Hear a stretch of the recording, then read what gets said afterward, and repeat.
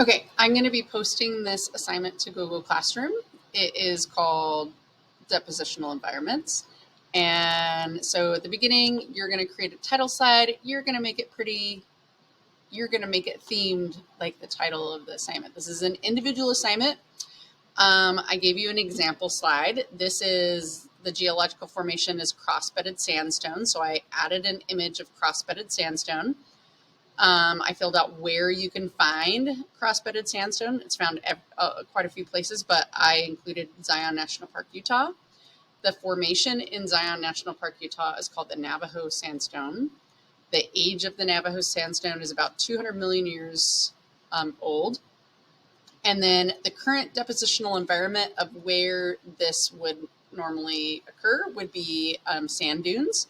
And I found a specific place that has this picture is the Imperial Sand Dunes between Arizona and California. All right, so what you're going to do is there's a whole bunch of slides. There's 27 slides that includes my example in the title slide. You're going to pick 10 of these. Each one gives you something. So a lot of them just give you the geologic landform. So La Brea tar pits. So if you want to do this, you are going to find an image of the La Brea tar pits. You're going to add the image here. You're going to write down where you find the La Brea tar pits, what the formation name is, and what the age is of those tar pits. And then you'd find a current depositional environment of how those tar pits would form, and then where that is on the planet. Another example, this one, I wasn't sure if you would get that this is a sea cave, so I wrote sea cave. If you can find an exact name of a specific sea cave and you want to change the picture, you can do that. But then you're going to write the location, if it has a formation, and then the age of a specific place, and then the current depositional environment of how sea caves form, location of where you can find that. You're going to put a picture and a title. So each one finished should look like this slide with all of this information filled out.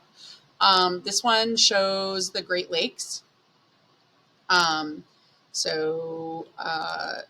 And then this one shows the current depositional environment of mud cracks, right? And then this is a dry lake bed in Death Valley. And then this one, you're given the location of the Dead Sea, and you need to figure out how, so you're going to find a picture of the Dead Sea, what the current depositional environment, right?